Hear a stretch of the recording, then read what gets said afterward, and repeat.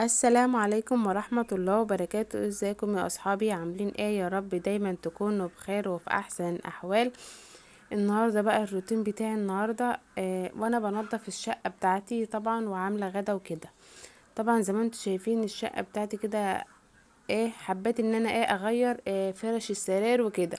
فطبعا الشقة زي ما انتوا شايفين كده عليها وطئها والكراسي وكل حاجة والسراير مش منظمة خالص.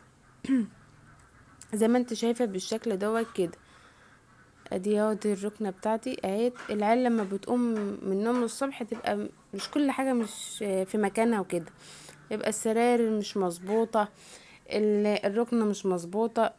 بنزلهم كلهم تحت وبعد كده ببدأ ان انا اروق الشقه بتاعتي مع نفسي كده طبعا. وكان معايا برضو غسيل ونشرت اهوت. وقعد زي ما انت شايفه كده كل حاجه مكركبه.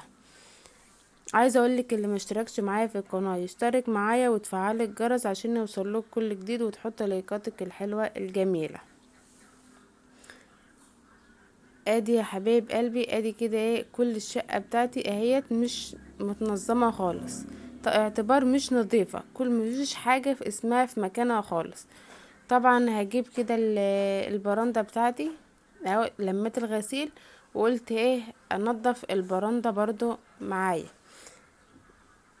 جبت المقشه كده ان مفيش عندي اللي هي الزعافه بتاعت العنكبوت، بس انا معايا مقشه فحبيت ان اانا امشيها على على على السقف بتاع البرندة. من كان مفيش فيها عنكبوت ولا حاجه، بس لو كان فيها تراب ناعم بتحس اللي هو باين كده على الحيطه، بحيث ان الحيطه لونها غامق. تيجي تبص تلاقي تحس الجدار بتاع البرندة كده مطرب. فجبت المقشة. الجيش قال لي صرفي. جبت المقشة بقى طبعا وقعدت اعمل فيها طبعا. ومسكتها برضو كنستها هي نضيفة وكل حاجة، بس حبيت ان انا اكنسها لان بالذات اليومين دول احنا وسط الاراضي وكده. فطبعا بتلاقي الحتة كلها تراب اللي هو التراب الناعم. طبعا مسكت الغسيل بتاعي برضو اهوت ولميته وبطبق فيه زي ما انت شايفة بالشكل دوت كده اهو. بجيب بقى الهدوم الداخلية بتاعت العيال، كل واحد هدومه بتبقى لوحده يعني. ده الهدوم لوحده الداخلية بالغيار بتاع البيتي، وده لوحده الهدوم الداخلية بالغيار البيتي. وكل واحد له الفوطة اللي هي بتاعته زي ما انت شايفة بالشكل دوت كده. انت عارفة بقى ربنا يخلي بقى العيال، وبالذات احنا في الصيف على طول العيال بالليل بتستحمى وهي رايحة تنام وهي قايمة من النوم بتستحمى. وزي ما انت شايفة كده اديني روقت الشقة وطبقت الهدوم بتاعتي. وادي طبعا بقى مسكتها كده عتمت الشقة طبعا، ومسكتها عطرتها بالمعطر.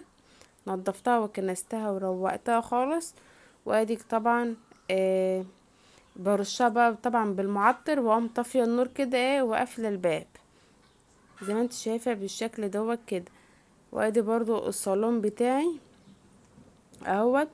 هرش برضو المعطر ومعتمة وقافلة الشباك. عندي الشباك بتاع الصالون دوت شباك المونتال. فبتحس ان الحتة كلها نور، فانا بحب ان انا اعتمها بالذات شوية دومت. والبعد العصر بفتح اما الطراوة تيجي بفتح طبعا الشبابيك بحيث ان الطراوة تخش الشقة وكده، والهواء يغسل الشقة كده. وادي طبعا انا نضفت الاوضه التانية زي ما انت شايفاني بالشكل دوت كده ورشيتها برضو معطر، وقمت معتماها وقافله الباب بتاعها. وادي الركنه طبعا انا كنت منظمه الركنه وكل حاجه، بس العيال هي اللي ما ظبطتش المخدات بتاعتها بعد ما قعدت. طبعا ديت مش ركنه، ديت تعتبر قاعده عرب. انا لسه ان شاء الله اعمل ركنه، بس دوت كان مكانها مكان النيش. النيش طبعا انا حشته في مكان تاني عشان اوسع للعيال وكده.